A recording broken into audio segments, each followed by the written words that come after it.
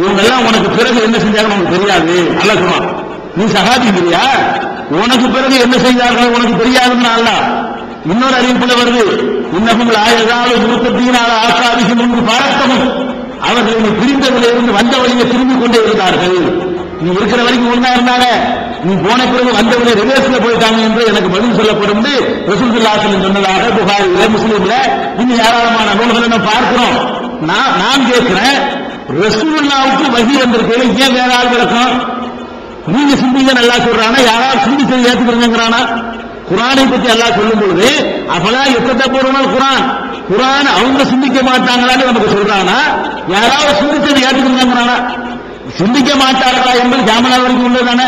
வழக்கது SNL குரான் நிறுத்தி குரானை சிந்திக்கிறது லேசாக்கி இருக்கிறோம். இப்ப ஹல்வி முத்தைக்கு சிந்திப்போர் இல்லையா, இது காமனால் வரைக்கும் இல்லையா? இது காமனால் வரைக்கும் சிந்தனை வாசல் அடைக்கப்பட்டிருக்க. யாராவது சிந்திச்சு இருந்தாதான் நம்ம சொல்லணுமா?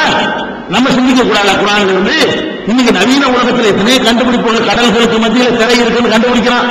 அவன் ஆராய்ச்சி பண்ணி இஸ்லாத்துக்கு வர்றான். இத செலவு சாலை யார் சொன்னா? விண்வெளி பயணத்துக்கு போகலான்னு ஆராய்ச்சி பண்றாங்க. இன்னைக்கு உள்ள குரான் விரிவுரையாளர்கள் அதை வந்து சிந்திக்கிறாங்க. அன்னைக்கு செலவு சாலைகள்ல விண்வெளிக்கு போகலான்னு யார் சொன்னா? அவங்களுக்கு விளங்கல. நீங்க அந்த காலத்துல வாழ்ந்தால் அப்படித்தான் வழங்குவீங்க. விஷயங்கள் விளங்குவதற்கு வாழ்கிற காலம் ஒரு முக்கியமான அம்சம். இந்த விளங்கிக் கொள்ள வேண்டும். இந்த விஷயத்துல அவங்களுக்கு நமக்கு என்ன வேறுபாடு கேட்டா, அபூபக்கர் சித்திக்கே சொன்னாலும் கேட்கலாம். அந்த வசனத்தில் அந்த அர்த்தம் இருந்தாலும் நாங்க ஏற்றுக்கிறோம். வசனம் ஒண்ணு சொல்ல இதான் அதுக்கு விளக்கம்னு சொல்லிட்டு இன்னொருத்தர் சொன்னாரு, ஆனால் நாங்க ஏற்றுக்க மாட்டோம். ஒரு சின்ன உதாரணம், இன்னா ஆசைனா கல் கௌசர், ஒரு சின்ன சூழா, கவுனல் கௌசரை உனக்கு தந்தேன், இப்போ சல்லியை ரப்பிக்க உன் இறைவனுக்காக தொழு, இது வரைக்கும் ஓகே. வன்ஹர், வன்ஹர்னா என்ன? அதுக்கு நேரடி அர்த்தம் அறுத்து பலியிடுன்னு அர்த்தம். அப்படித்தான் எல்லா மொழிபெயர்ப்புலையும் போட்டிருக்கு. அணிவன் எல்லாம் என்ன விளக்கம் சொல்றான்னு கேட்டா, ஒன்ஹர்னு சொன்னா கழுத்துல கையை கட்டிக்கிற தொழும் போது அப்படிங்கிறார். தொழும் போது நெஞ்சில கை கட்டுறது ஆதாரமா செலவுகள்னு சொல்லிட்டு இந்த ஆயத்தை கொண்டாந்து போட்டுக்கிட்டு இந்த ஆயத்துக்கு இதான் அணிவன் இல்லாம சொன்ன விளக்கம்ங்கிறாங்க. ஏப்பா நகருன்னா கழுத்தை அறுக்கிறது, ஒட்டகத்தை நிக்க வச்சு அறுக்கிறது அர்த்தம் இருக்கே தவிர நெஞ்சில கை கட்டுன்னு அர்த்தம் கிடையாது. சொல்லுக்கு அந்த அர்த்தம் இல்ல. சொல்லுக்கு அந்த அர்த்தம் இல்லாம இருந்தும் கூட அவர் என்ன பண்றாரு? கழுத்துல கையை கட்டிக்கிறாரு. இதான் ஆதாரங்கிறாரு. அவர் அந்த அந்த ஆயத்துக்கு அவர் சொன்ன விளக்கப்படுற இப்படி கட்டணும். அல்லாஹ் அக்பர் இல்லையா? அப்படித்தான் விளக்கம் கொடுக்கிறார். யாரு? அறிவின் தலைவராக இருக்கிறோம்ல, அழிவு இல்லாம சொல்றாரு. நகர் என்றா என்ன?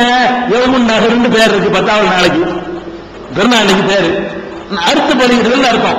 தொழுகையோடு சேர்த்து அறுத்து பலியிடுதல் வருது. இதான் அந்த வார்த்தைக்கு அர்த்தம். வார்த்தைக்கு அர்த்தம் ஒண்ணு கிடக்க அவர் வாட்டுக்கு வேற ஒண்ணு சொல்லுவாருன்னு ஏத்துக்கணுமாங்க? ஏன் ஏத்துக்கணுமே? அந்த சொல்லுக்கு அந்த அர்த்தம் இருந்தா தான் ஏத்துக்குவோம். அந்த சொல்லுக்கு அந்த அர்த்தம் இல்ல. எல்லா சகாபியும் சேர்ந்துக்கிட்டு சொல்றாங்க, அது நமக்கு அல்லாஹ் கேட்க மாட்டான். ஏன் சகாபி சொல்ல கேட்கலன்னு கேட்பானா? இந்த விஷயத்தில் அவர்களுக்கு நாங்கள் முரண்படுகிறோம். ஏன் முரண்படுறது தெரியுமா? ஒற்றுமை வராது. ஏன்னு கேளுங்களேன், நீங்க என்ன செய்வீங்க? இப்படி இந்த வாசலை திறந்து விட்டீங்கன்னா அபூபக்கர் இல்லாம அவர் ஒண்ணு சொல்லியிருப்பாரு, உமர் இல்லாம இன்னொன்னு சொல்லியிருப்பாரு. நீங்க இந்த வாசலை இருந்தீங்கன்னு அபூபக்கர் சொன்னது சரின்னு ஒரு கூட்டம் போயிடும், உமர் சொன்னது சரின்னு இன்னொரு கூட்டம் போகும், உஸ்மான் சொன்னது சரி, நம்ம நாளாவே இருப்போம். இந்த வாசலை திறந்தீங்கன்னு ஒன்னா ஆகாது, இஸ்லாம் ஒன்னா இருக்காது. அது முகமது ரசூலுல்லாஹ்வுடைய உறுதிப்பாடு குறைவு. இதெல்லாம் எந்த சலபாருன்னு நான் மனுஷனா இல்லையா? என்ன சலபு சலபு பின்பற்று என்ன என்ன என்ன ஆதாரம் வசியம் அவங்களுக்கு? இதுதான் பாயிண்ட். இதுல வந்து நாம் அவர்களுக்கு முரண்படுகிறோம். சலபு சொன்னாலும் சரி, உமரே ஃபாரூக் சொன்னாலும் சரிதான், குர்ஆன்ல இருந்தா சொல்லுங்க. அந்த வார்த்தைக்கு அந்த அர்த்தம் இருக்கணும், ஹதீஸ்ல இருக்கணும். இல்லைன்னு சொன்னா 1000 வருஷமா உலகமெல்லாம் சொல்லிட்டு வந்தாலும் சரி, அது பத்தி எங்களுக்கு கவலை இல்லை. உதாரணத்துக்கு நான் ஒரு வசனத்தை அடிக்கடி நான் சொல்லுவேன். உஸ்ஸமாயி லாக்கி ரஜின்னு குர்ஆன்ல ஒரு வசனம் இருக்கு. அதாவது திருமுழல் உடைய வானத்தின் மீது சத்தியமாக அப்படின்னு அர்த்தம். இதுக்கு என்ன விளக்கம் கொடுத்திருக்காங்கன்னு கேட்டு பாருங்க. தமாசன விளக்கம் எல்லாம் இருக்கும். நவீன உலகத்தில் நீங்க பாத்தீங்கன்னு சொன்னா இந்த வானத்துக்கு திருப்பி தருகிற ஒரு தன்மை இருக்கிறது. எதை அனுப்பினாலும் திருப்பி தரும். இங்க இருந்து வானொலி செய்திகள் அனுப்புறீங்க, பேச அனுப்புறீங்க, மேல போயிட்டு ஒரு இடத்துல தடுக்கப்பட்ட ரிவர்ஸுக்கு திருப்பி வருது. அதனால நீங்க பாட்டு கேட்க முடியும், செய்தி கேட்க முடிகிறது. அப்ப திருப்பி தரக்கூடிய இங்க இருந்து தண்ணியை உறிஞ்சிக்கிட்டு போய் மழையா கொட்டுது மேல. இந்த வானம் வந்து எடுத்துக்கிட்டு போய் திருப்பி தரக்கூடிய ஒரு அம்சம் இருக்குன்னு சொல்லி இன்னைக்கு விரிவுரை செய்யக்கூடியவர்களுக்கு ஆராய்ச்சி செய்ய முடியும். வானத்துல இப்படிப்பட்ட அம்சம் எல்லாம் இருக்குன்னு விளங்காத காலத்துல அவங்க என்ன புரிவாங்க? என்னமோ அல்லாஹ் சொல்றான் போல இருக்கு, என்னமோ நமக்கு விளங்கலன்னு போயிடுவாங்க. இதனால வந்துகிட்டு இவங்க யாராவது சொன்னா தான் ஏத்துக்கிடுவோம் அப்படிங்கிற விஷயத்தில் நாம் மாறுபடுகிறோம். ரெண்டாவது எதுல மாறுபடுறோம்னு கேட்டா, ஒரு வகையில நம்ம அந்த சலபுன்னு சொல்லக்கூடிய சகோதரர்கள் வந்து ஒரு வகையில் மதுஹபுடைய லெவலுக்கு நின்று விடுகிறார்கள். என்ன லெவலுக்கு நிற்கிறார்கள் கேட்டா, ஒரு விஷயம் இருக்கிறது, இது வந்து நம்ம நடைமுறைப்படுத்திட்டோம், நம்ம முன்னோர்கள் நடைமுறைப்படுத்திட்டாங்க. இப்ப பார்க்கிறோம் அதுக்கு ஹதீஸ்ல ஆதாரம் இல்லை. இப்ப சுட்டிக்காரனா என்ன செய்யணும்? ஏத்துக்கணும்ல. ஹதீஸ்ல ஆதாரம் இல்லையா? நம்ம முஜாஹிதுகளை முன்னாடி சொன்னாலும் ஏத்துக்கிற கூடாது, நம்ம அகல ஹதீஸ் உலமாக்கள் சொன்னாலும் ஏத்துக்கிற கூடாது, இப்னு தைமியாவை சொல்லி இருந்தாலும் நம்ம ஏத்துக்கிற கூடாது. அப்படி போனா தான் அதுக்கு பேர் இத்திபாவு சொன்னா, சுன்னத்தை பின்பற்றுறது. இல்லைன்னா அது அபூ ஹனீஃபா பின்பற்றுவோம் தான். இப்னு தைமியா ரெண்டு மதுஹப் தான். அது அந்த லெவலுக்கு வந்துட்டோம்னா அது மதுஹப் தான். உதாரணத்துக்கு நான் சொல்வதாக இருந்தால், இப்ப பெருநாள் தொழுவீங்க, உதாரணத்துக்கு நான் சொல்றேன், நிறைய விஷயங்கள்ல அகல ஹதீஸ் சகோதரர்கள் முஜாஹித் சகோதரர்கள் பேசியிருக்கிறோம், அவங்களோட கலந்துறோம். ஏன்னா இது குர்ஆன்ல ஹதீஸ்ல இல்லாம ஒன்னு அமல்படுத்திட்டு வர்றீங்களே, குர்ஆன் ஹதீஸ் அடிப்படைன்னு சொன்னா நீங்க சொன்ன தப்பையும் திருத்திக்கணுமா இல்லையா? இப்ப நாம சொல்றோம் இதுதான் முடிவு என்று ஒரு முடிவுக்கு இவங்க வந்தாங்கன்னு சொன்னா இவர்களே எடுக்கப்பட வேண்டியவர்களாயிருவாங்க. இப்ப தௌஹீத் ஜமாஅத்தில் இருக்கிறோம், நாங்கள் என்ன சொன்னமோ அதான், அதுல வந்துட்டு ஹதீஸ் காட்டி மாத்தம் செஞ்சு வந்தீங்க, அப்புறம் நடக்கிற வேற அறிவிச்சாங்கன்னு வைங்க, இதுவும் எதிர்க்கப்பட வேண்டிய இயக்கமாயிரும். அதுக்கு மதகுல இருந்து போயிடலாமே. ஒரு கரெக்டான ஒரு பார்வை இயக்கம் சரியான வழியில் நம்ம எப்ப இருக்கிறோம்னு கேட்டா, நாங்கள் சொல்கிறோம் எங்களுக்கு சரின்னு பட்டதை சொல்கிறோம், எங்க கண்ணுக்கு தெரிஞ்ச ஹதீசுகளை சொல்கிறோம். இதை விட வேற ஹதீஸை கொண்டாந்து காட்டி இது தவறு என்று நீங்கள் நிரூபித்து விட்டீர்களே, ஆனால் 50 வருஷமா நாங்கள் அமல்படுத்தினாலும் அதை மாற்றிடுவோம் அப்படின்னு யார் சொல்கிறார்களோ அவர்கள் தான் குர்ஆன் சுன்னாவை பின்பற்றுகிறார்கள். இப்ப உதாரணமா பெருநாள் தொழுகை வராங்க, 7 தக்பீர் 5 தக்பீர் எல்லாருக்கும் தெரியும். முதல் ரக்காத்துல 7 தக்பீர், இரண்டாவது ரக்காத்துல 5 தக்பீர் இருக்கிறது. இதை வந்து எப்படி சொல்லுறாங்க? நம்ம குர்ஆன் சுன்னான்னு சொல்லக்கூடிய சலபுகள்லாம் எப்படி செய்யறாங்கன்னு கேட்டா, ஒவ்வொரு தக்பீருக்கும் கையை வச்சு வச்சு கட்டுவாங்க. அப்படி 7 தக்பீர்னு வச்சுவாங்க, 7 தடவை கையை வச்சு கட்டுவாங்க. நாம என்ன கேட்கிறோம்னா, இந்த தக்பீர்னா கையை வசத்துன்னு அர்த்தம், தக்பீர்னா அல்லாஹ் அக்பர்னு சொல்றது அர்த்தமா? தக்பீர்ங்கிற வார்த்தை அங்க வருது. தக்பீருக்கு மீனிங் என்ன? அல்லாஹ் அக்பர் என்று சொல்லுவது. அல்லாஹ் அக்பர் என்று 7 தடவை சொல்லணுங்கிறதா இருக்கே தவிர ஸ்டார்டிங்ல தான் கையை உயர்த்துவார்கள் வருது.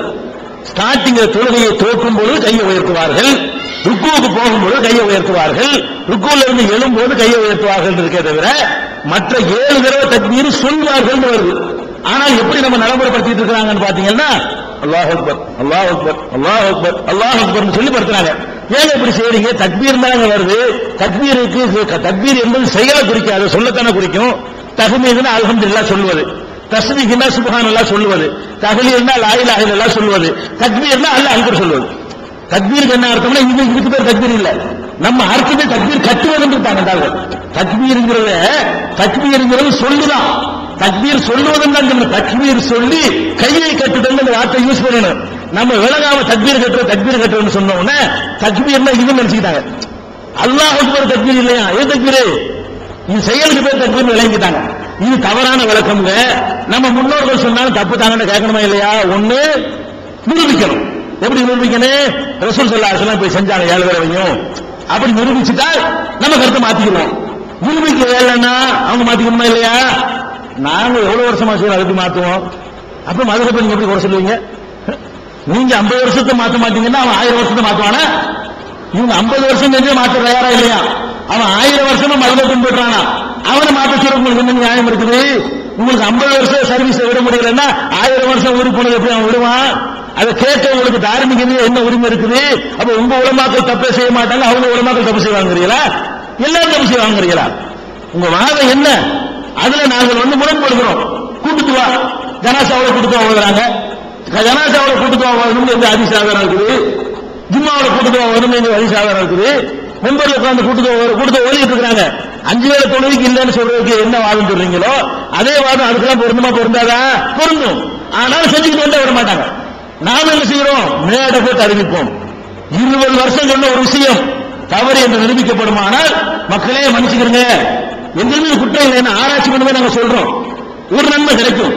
ஆனால் தெரிஞ்ச பிறகு திருத்தலைன்னா பயங்கரமான குற்றமாகி போயிடும். நாங்கள் என்ன சொல்றோம் கேட்டா, நம்ம அகல் ஹதீஸ் உலமாக்கள் ஃபத்வா கொடுத்தாலும் சரி அதை நாங்க ஏற்றுக்க முடியாது. அவங்க சொன்ன குர்ஆனுக்கு ஆதாரமா தான் ஏற்றுக்கிறோம்.